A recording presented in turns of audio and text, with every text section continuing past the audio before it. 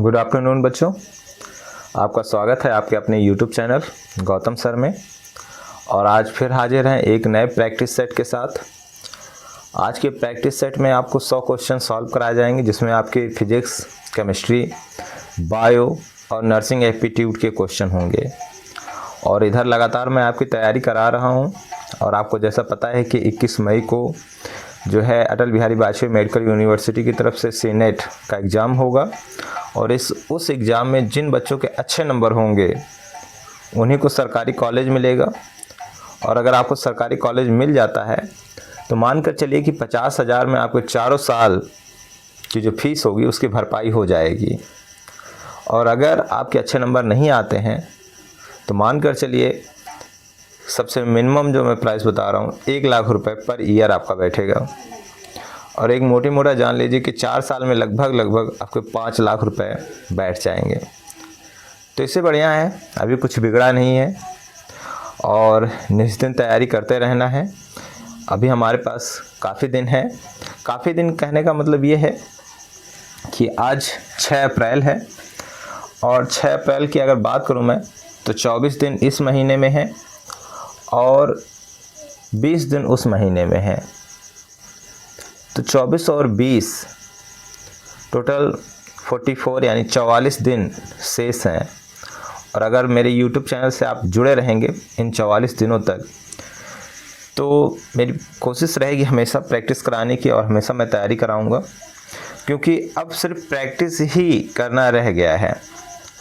क्योंकि तैयारी जो भी करनी होगी आपकी, जो भी आपने पढ़ना होगा वो पढ़ लिया होगा। अब कह दीजिए कि नहीं अब फिर से हम शुरुआत करेंगे तो इन 44 दिनों में ये कह दीजिए कि आप फिजिक्स, केमिस्ट्री, बायो और नर्सिंग एप्टीट्यूड सारी चीज़ें फिर से तैयारी करें तो मेरे ख्याल से ये तो मुमकिन नहीं है। आप चाहे दिन रात एक कर दीजिए, कहने के लिए एक होता है कि हाँ दिन रात एक कर देंगे, दिन भर पढ़ेंगे, रात भर पढ़ेंगे, बट एक दिन पढ़ेंगे, 2 दिन पढ़ेंगे और तीसरे दिन फिर से वैसी की वैसी स्थिति हो जाएगी।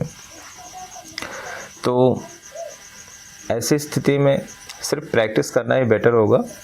तो प्रैक्टिस ही कराया जाएगा आपको लगातार इधर। और जैसे मैंने इससे पहले भी प्रैक्टिस करवाया है तो 50-50 क्वेश्चनों की सीरीज़ थी। आप मेरे जो है यूट्यूब चैनल पर जाकर देख सकते हैं। ये तीसरी वीडियो मैं डाल रहा हूँ और इसमें 100 क्वेश्चन हैं और इन 100 क्वेश्चनों में आपके फिजिक्स, केमिस्ट्री और बायो और नर्सिंग एप्टीट्यूड के क्वेश्चन होंगे। तो लेट ना करते हुए चलते हैं आगे की तरफ। तो अगर आप मेरे यूट्यूब चैनल पर नए हैं तो बेल आइकन को प्रेस कर दीजिए, जिससे कि आपको तमाम तरह के जो भी बीएससी नर्सिंग से रिलेटेड वीडियोस होंगे वो नोटिफिकेशन के थ्रू आपको प्राप्त होते रहेंगे। ठीक है, तो चलते हैं आगे की तरफ। ये आपकी तैयारी के लिए मैंने बना रखा है यहाँ पे। तो आप देखिए सब्जेक्ट फिजिक्स, केमिस्ट्री, बायोलॉजी और जनरल नॉलेज है। जनरल नॉलेज में आपका नर्सिंग एप्टीट्यूड आ जाता है। ठीक है, और नीचे लिखा हुआ question bank BSc nursing exam Hindi medium में। तो चलते हैं आगे की तरफ। तो सबसे पहला है कार्य का मात्रक है। अब आपके पास 4 ऑप्शन है। कार्य का मात्रक है और आपके पास 4 ऑप्शन है। कौन कौन से 4 ऑप्शन है? तो जूल है, न्यूटन है, वाट है और डाइन है। तो जल्दी से इसका सही आंसर बताइए क्या होगा, जल्दी से। तो इसका आंसर क्या होगा, जल्दी से बताइए। तो इसका करेक्ट आंसर कौन सा है? ए नंबर है, जूल। तो कार्य का मात्रक क्या होता है? जूल होता है। दूसरे प्रश्न पे आते हैं। प्रकाश वर्ष किसकी इकाई है? तो आपको पता है कि हम जब अंतरिक्ष में जाते हैं तो जो दूरी नापी जाती है वो प्रकाश वर्ष में नापी जाती है। तो यहाँ पर क्या आंसर होगा? तो ए नंबर आंसर होगा, दूरी। इसके बाद आ जाइए तीसरे प्रश्न पे। बल की एसआई यूनिट क्या है? फिर से देख लीजिए, बल की एसआई यूनिट क्या है? जल्दी से बताइए। केल्विन है, न्यूटन है, पास्कल है, वोल्ट है, क्या है? तो बी नंबर है, न्यूटन। बल की जो एसआई यूनिट होती है वो क्या होती है? न्यूटन होती है। इसके बाद आ जाइए, सूची फर्स्ट को सूची सेकंड के साथ सुमेलित कीजिए और सूचियों के नीचे दिए गए कूट का प्रयोग कर सही उत्तर चुनिए। तो आप देख सकते हैं सूची फर्स्ट और सूची सेकंड है। उच्च वेग है, तरंग दैर्ध्य है, दाब है और ऊर्जा है। तो इसका सही क्रम क्या होगा? ठीक है, तो इसको आप लोग एक जगह नोटिस कर लीजिएगा और सही क्रम लगा कर देखिएगा। ठीक है, तो इसका आंसर मैं बताता हूँ। तो इसका आंसर क्या होगा? सी। सी वाला जो ऑप्शन है इसका वो सही होगा, सी। ठीक है, अब आ जाते हैं पांचवें क्वेश्चन पे। सूची फर्स्ट को सूची सेकंड के साथ सुमेलित कीजिए और सूचियों के नीचे दिए गए कूट का प्रयोग करके सही उत्तर का चयन कीजिए। तो एक तरफ देखिए भौतिक राशि दी गई है, ठीक है, और दूसरी तरफ देखिए इकाई दी गई है। अब आपको दूरी का क्या होता है, जैसे दूरी का क्या है, तीसरा प्रकाश वर्ष है। पदार्थ की मात्रा मोल होगा, विद्युत आवेश का मात्रक वाट घंटा होगा और ऊर्जा का मात्रक कूलाम होगा। तो इसमें कौन सा ऑप्शन सही होगा, तो आप समझ सकते हैं। तो ऑप्शन नंबर ए जो पहला वाला है वो सही है। अब आ जाइए नेक्स्ट पे। इस तरीके से क्वेश्चन आएंगे, इसकी ज़्यादा से ज़्यादा प्रैक्टिस करनी है आपको। सूची फर्स्ट को सूची सेकंड के साथ सुमेलित कीजिए। अब भौतिक राशि और इकाई है, तो इन सबको आप लोग स्क्रीनशॉट लेकर और फिर पर्सनल सॉल्व करिएगा। मैं डायरेक्ट आंसर बता दूं, क्योंकि अगर मैं 100 क्वेश्चन सॉल्व करा रहा हूँ तो लंबी वीडियो बनेगी। तो इसका आंसर क्या है, डी, यानी त्वरण की इकाई क्या होती है, मीटर प्रति सेकेंड स्क्वायर होती है। और जो बल होता है उसका क्या मात्रक होता है, न्यूटन होता है। और जो कृत कार्य होता है उसका मात्रक जूल होता है। जो आवेग होता है उसका मात्रक न्यूटन सेकेंड होता है। अब चलते हैं नेक्स्ट पे। एक खगोलीय इकाई संबंधित है किससे है, एक खगोलीय इकाई संबंधित है किससे, सूर्य एवं पृथ्वी के बीच की दूरी से, चंद्रमा एवं पृथ्वी के बीच की दूरी से, सूर्य एवं चंद्रमा के बीच की दूरी से, इनमें से कोई नहीं। तो जल्दी से सही आंसर बताइए। तो सही आंसर ए नंबर है, सूर्य एवं पृथ्वी के बीच की दूरी से। इसको दिया है पारसेक इकाई है दूरी की, समय की, प्रकाश की चमक की, चुंबकीय बल की। तो जल्दी से बताइए 8वें का आंसर क्या होगा। तो 8वें का ए नंबर ऑप्शन होगा, दूरी की। अब आ जाइए 9वें नंबर पे। निम्नलिखित में से कौन सा एक सुमेलित नहीं है, निम्नलिखित में से कौन सा एक सुमेलित नहीं है। तो जल्दी से बताइए डेसिबल किसका होता है, ध्वनि की तीव्रता की इकाई है। अश्वशक्ति, शक्ति की इकाई समुद्री मील, नौ संचालन में दूरी की इकाई है, या सेल्सियस ऊष्मा की इकाई है। तो जल्दी से बताइए इसमें कौन सा जो है सुमेलित नहीं है। तो डी वाला है, सेल्सियस ऊष्मा की इकाई नहीं है। ठीक है, इसके बाद आ जाइए ल्यूमेन किसका मात्रक है, ल्यूमेन किसका मात्रक है। तो जल्दी से बताइए ल्यूमेन किसका मात्रक है, ज्योति तीव्रता का है, ज्योति फ्लक्स का है, उपरोक्त दोनों का है, इनमें से कोई नहीं। तो जल्दी से, तो इसका आंसर बी नंबर है, ज्योति फ्लक्स। ल्यूमेन किसका मात्रा है, ज्योति फ्लक्स का है। इसके बाद आ जाइए 11वें नंबर पे। भौतिक मात्रा ज्योति की इकाई क्या है, भौतिक मात्रा ज्योति की इकाई क्या है। जल्दी से बताइए सीमेंस है, टेस्ला है, लक्स है, या बेवर है। तो सही आंसर क्या है, सी, लक्स। तो ज्योति की इकाई क्या है, लक्स। इसके बाद आइए 12वें नंबर। पास्कल इकाई है किसकी है, आर्द्रता की, दाब की, वर्षा की, तापमान की। जल्दी से बताइए 12वें का आंसर। तो 12वें का आंसर है बी, पास्कल दाब की इकाई है। कैंडेला मात्रक है किसकी, ज्योति फ्लक्स की, ज्योति प्रभाव की, ज्योति दाब की, ज्योति तीव्रता की। जल्दी से बताइए इसका आंसर, जल्दी से। तो इसका आंसर डी है, ज्योति तीव्रता। ज्योति तीव्रता का जो मात्रक होता है वो होता है कैंडेला। ऊर्जा की एसआई इकाई क्या है, ऊर्जा की एसआई इकाई क्या है, जल है, न्यूटन है, हर्ट्ज है, पास्कल है। जल्दी से बताइए। तो ऑप्शन ए है, जूल। ऊर्जा की एसआई इकाई क्या है, जूल है। इसके बाद 15वें नंबर पे है। चुंबकीय क्षेत्र की माप की इकाई क्या है, चुंबकीय क्षेत्र की माप की इकाई क्या है, टेस्ला है, एम्पियर है, कोबाल्ट है, ओम है। तो जल्दी से आंसर बताइए। तो इसका आंसर होगा ए, टेस्ला। चुंबकीय क्षेत्र की माप की इकाई क्या होगी, टेस्ला होगी। हर्ट्ज क्या मापने की यूनिट की इकाई है, ठीक है, हर्ट्ज क्या मापने की यूनिट है। तरंग दैर्घ्य, तरंगों की स्पष्टता, तरंगों की तीव्रता, तरंगों की आवृत्ति। तो ऑप्शन नंबर डी होगा इसका सही आंसर, तरंगों की आवृत्ति। इसके बाद बात करते हैं विद्युत मात्रा की इकाई है।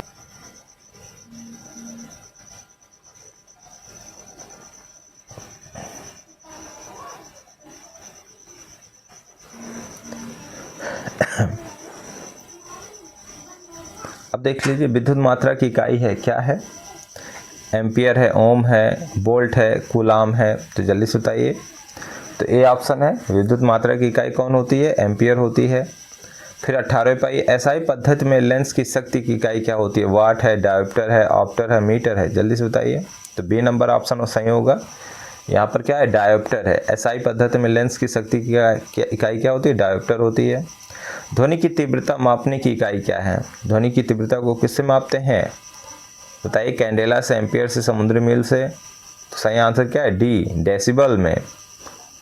एम्पियर क्या मापने की इकाई है? ठीक है, एम्पियर क्या नापने की इकाई है? वोल्टेज है, करंट है, प्रतिरोध है, पावर है? तो इसका आंसर क्या होगा? बी, करंट, धारा की इकाई है एम्पियर। यंग प्रत्यास्था गुणांक का एसआई मात्रक क्या होता है? जल्दी से बताइए। डाइन प्रति सेंटीमीटर, न्यूटन प्रति मीटर, न्यूटन प्रति मीटर स्क्वायर है, मीटर स्क्वायर प्रति सेकेंड है। जल्दी से बताइए इसका आंसर। 21वें का, तो 21वें का सी है, न्यूटन प्रति मीटर स्क्वायर है। 22वें पाइए, निम्नलिखित में से तापमान की एसआई इकाई क्या है? रेग्यूर स्केल है, केल्विन है, एम्पियर है, कैंडेला है? जल्दी से बताइए 22वें का आंसर। तो बी नंबर है, केल्विन। तापमान की एसआई इकाई क्या है? केल्विन है। 23वें पाइए, किसी पदार्थ की प्रतिरोधकता किस इकाई की व्यक्त की जा सकती है? किसी पदार्थ की प्रतिरोधकता किस इकाई में व्यक्त की जा सकती है? ओम में, ओम प्रति सेंटीमीटर में, ओम सेंटीमीटर, ओम सेंटीमीटर स्क्वायर में? बताइए जल्दी से इसका आंसर। तो इसका आंसर होगा सी, ओम सेंटीमीटर में। 24वें में, निम्नलिखित में से कौन सी अविमीय राशि है? विकृति है, श्यानता गुणांक है, गैस नियतांक है, प्लांक नियतांक है? जल्दी से बताइए 24वें का आंसर। तो 24वें का क्या है? श्यानता गुणांक है। बी नंबर ऑप्शन सही होगा यहाँ पर। 25वें में आइए, संवेग का एसआई मात्रक है। संवेग का एसआई मात्रक है, एम्पियर है, और किलोग्राम मीटर प्रति सेकेंड है, जूल है, या किलोग्राम मीटर है? तो ऑप्शन नंबर डी होगा, केजीएम। 26वें पाइए, अदिश राशि है। क्या है अदिश राशि? ऊर्जा है, बल आघूर्ण है, संवेग है, उपयुक्त सभी है? जल्दी से आंसर बताइए। तो आंसर ए होगा इसका, ऊर्जा। ऊर्जा क्या है? एक अदिश राशि है। निम्नलिखित में से कौन सी एक अदिश राशि है? सदिश राशि है। निम्नलिखित में से कौन सी एक सदिश राशि है? संवेग है, दाब है, ऊर्जा है, कार्य है? तो जल्दी से बताइए। तो ए नंबर ऑप्शन सही होगा, संवेग। 28वें पाइए, निम्नलिखित में से कौन सी राशि सदिश नहीं है? विस्थापन है, वेग है, बल है, आयतन है? तो आंसर डी इसका सही है, आयतन। ठीक है, आयतन। निम्नलिखित में से सदिश राशि है, वेग है, द्रव्यमान है, समय है, लंबाई है? तो इसका ऑप्शन सही होगा ए, वेग। निम्नलिखित में से कौन सा एक व्युत्पन्न परिमाण नहीं है? घनत्व है, द्रव्यमान है, आयतन है, चाल है? जल्दी से बताइए। 30वें का आंसर क्या होगा? तो बी नंबर, द्रव्यमान है।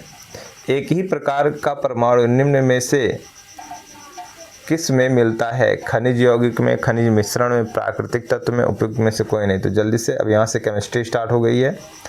ठीक है, यहाँ से केमिस्ट्री स्टार्ट हो गई। जल्दी से बताइए 31वें नंबर का क्या आंसर होगा? तो सी नंबर ऑप्शन सही है, प्राकृतिक तत्व इसे कहा जाएगा।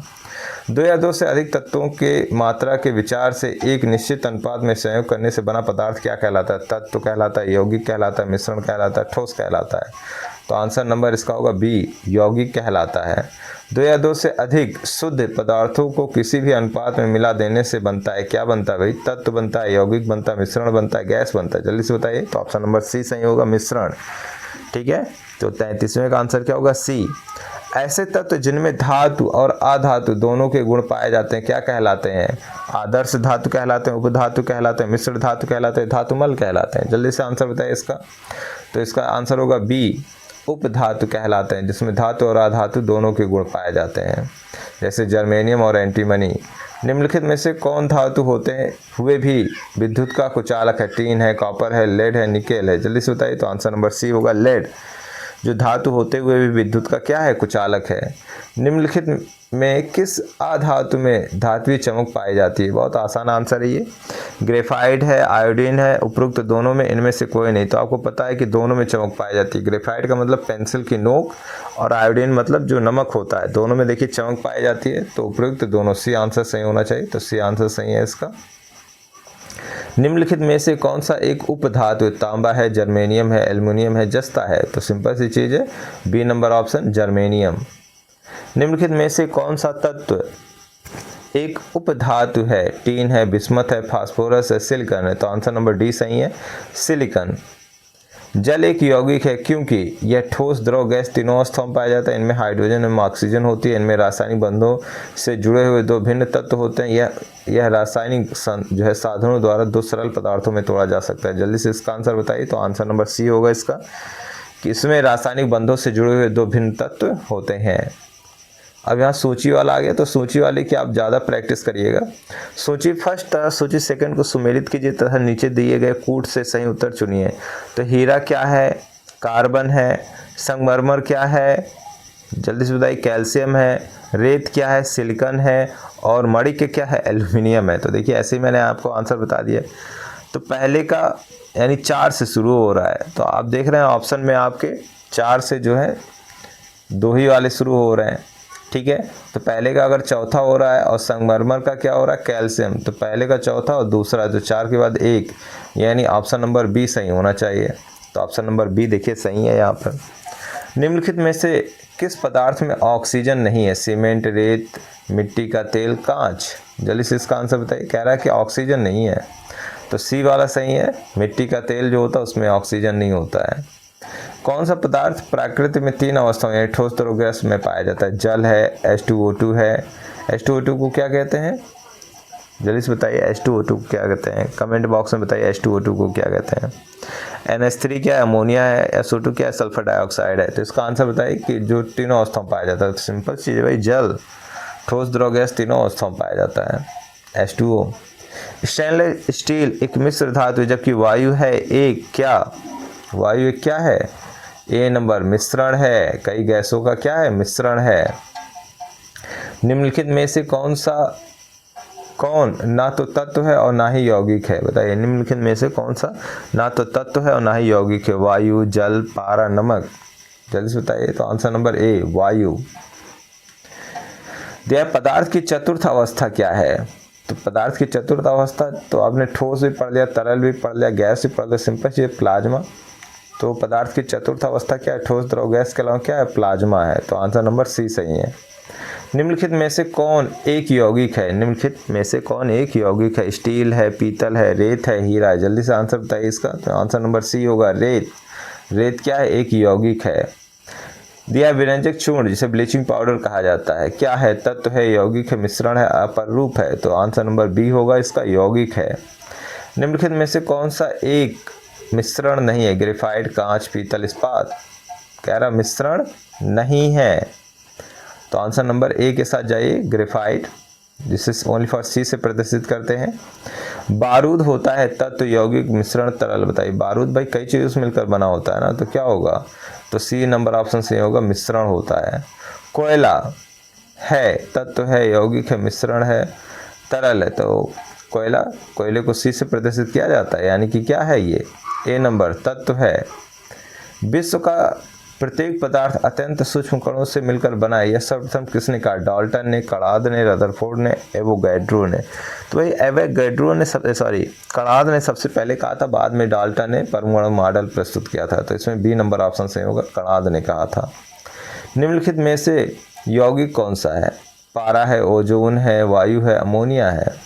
तो डी नंबर अमोनिया क्या है? एक यौगिक है। निम्नलिखित में से कौन सा एक तत्व है? मणिक है, नीलम है, पन्ना है, हीरा है। तो आंसर नंबर डी होगा, हीरा। वायु निम्नलिखित में से क्या है?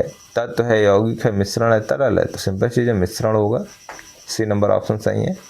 हीरा है क्या? तत्व है भाई, कार्बन अभी मैंने बताया ना, तत्व है। निम्नलिखित में से रासायनिक यौगिक कौन सा है? वायु है, ऑक्सीजन है, अमोनिया है, पारा है। तो सी के साथ जाइए भाई, अमोनिया है। निम्नलिखित में से मिश्रण है, दूध है, इस्पात है, कार्बन मोनोऑक्साइड, हाइड्रोक्लोरिक अम्ल है। तो इसमें बी नंबर के साथ जाए, इस्पात। फिर दिया है शुद्ध तत्व कौन सा है? शुद्ध तत्व कौन सा है? कांच है, सीमेंट है, सोडियम है, बालू है। तो सोडियम है भाई, सी नंबर ऑप्शन। निम्नलिखित में से कौन सा पदार्थ एक मिश्रण नहीं है? देख लीजिए, मिश्रण नहीं है। तभी आपने पढ़ा वायु, जो वायु है मिश्रण है, जो मिट्टी है मिश्रण है, समुद्री जल मिश्रण है। तो कौन बचा? 3, यानी ए नंबर ऑप्शन सही है। निम्नलिखित में से कौन एक यौगिक है? वायु, पारा, ओजोन, अमोनिया। तो सिंपल चीज भाई, चौथे नंबर पे जाइए, अमोनिया, डी नंबर। ठीक है, क्या यौगिक है? जीव। अब यहाँ से देखिए ये समाप्त हो गया। 31 से लेकर और 60 तक जो है, ठीक है, 30 क्वेश्चनों का सीरीज है। तो 30 आपके फिजिक्स के हो गए, 30 आपके केमिस्ट्री हो गए, टोटल 60 क्वेश्चन कवर कर लिए गए हैं। ठीक है, अब आ जाते हैं बायो पे। जीव विज्ञान शब्द का प्रयोग सर्वप्रथम किसने किया? अरस्तु ने किया, पुरकिंजे ने किया, वान माल ने किया, या लैमार्क तथा ट्रेविस ने किया? जल्दी से बताइए आंसर। तो डी नंबर है, लैमार्क तथा ट्रेविरेनस ने किया था जीव विज्ञान शब्द का प्रयोग। जीव विज्ञान के जनक, ठीक है, जीव विज्ञान के जनक कौन है भाई? अरस्तु है, डार्विन है, लैमार्क है, पुरकिंजे है? जल्दी से बताइए भाई, बायो वाले स्टूडेंट एक्टिव हो जाइए। तो ए नंबर ऑप्शन अरस्तु, फादर ऑफ जूलॉजी। ठीक है, जंतु विज्ञान के जनक, ये लो भैया अगला क्वेश्चन ही हो गया, अरस्तु है, सी नंबर ऑप्शन सही है। वनस्पति शास्त्र का जनक कौन है भाई? सिंपल चीज है भाई, थियोफ्रेस्टस, और क्या, बचपन से पढ़ते चले आ रहे हैं। चिकित्सा शास्त्र का जनक किसे कहा जाता है? तो भाई अभी मैंने कल जो पेपर सॉल्व कराया था, कल रात में जो मैंने वीडियो डाली थी उसमें ये था, नर्सिंग एप्टीट्यूड के अंतर्गत चिकित्सा शास्त्र। थियोफ्रेस्टस नहीं भाई, वो बायो के, अरस्तु जूलॉजी के हैं। तो बचा कौन? Hippocrates, Hippocrates, C number. Botany शब्द की उत्पत्ति किस भाषा से हुई है, किस शब्द से हुई है? बताइए जल्दी से भाई, आपने पूरी किताब पढ़ ली होगी, कहीं भी फ्रेंच और पुर्तगाली शब्द नहीं आया होगा, 2 ही शब्द आए हैं। तो यहाँ पर डी नंबर शब्द सही है, ग्रीक दिया है। हिस्टोरिया प्लांटेरम पुस्तक के लेखक कौन है? बताइए भाई, हिस्टोरिया प्लांटेरम पुस्तक के लेखक कौन है? ठीक है, तो ऑप्शन नंबर बी सही है, थियोफ्रेस्टस है। दिया हिस्टोरा एनिमलियम पुस्तक के लेखक कौन है? जल्दी से बताइए। तो ऑप्शन नंबर ए सही है, अरस्तु हैं। चिकित्सा शास्त्र के विद्यार्थियों को किसकी शपथ दिलाई जाती है? अरस्तु की, थियोफ्रेस्टस की, डार्विन की, हिप्पोक्रेटस की? तो सिंपल चीज़ है, हिप्पोक्रेटस की दिलाएंगे, तो डी नंबर सही है। वह विज्ञान जिसका संबंध जीवधारियों के अध्ययन से होता है क्या कहलाता है? भौतिक विज्ञान नहीं हो सकता, गणित नहीं हो सकता है, रसायन विज्ञान नहीं हो सकता, तो बचा क्या? जीव विज्ञान, डी नंबर ऑप्शन सही है। फाइकोलॉजी में किसका अध्ययन किया जाता है? सिंपल चीज भाई, फाइकोलॉजी फंजाई शब्द है, यानी कवक, बी नंबर सॉरी शैवाल, शैवालों का अध्ययन किया जाता है, सॉरी बाय मिस्टेक। तो फाइकोलॉजी के अंतर्गत हम शैवालों का अध्ययन करते हैं। पर्यावरण के अध्ययन, पर्यावरण का अध्ययन जीव विज्ञान की किस शाखा के अंतर्गत किया जाता है? कार्यकी के अंतर्गत, आनुवंशिकी के अंतर्गत, पारिस्थितिकी के अंतर्गत, या कार्यकी? तो डी नंबर, इसी नंबर इसका ऑप्शन सही होगा, पारिस्थितिकी के अंतर्गत। फूलों के संवर्धन के विज्ञान को क्या कहते हैं? Phenology, floriculture, agronomy, botany? तो भाई फ्लोरिकल्चर ज़्यादा फेमस आ रहा है, तो सिंपल चीज़ बी नंबर ऑप्शन सही होगा।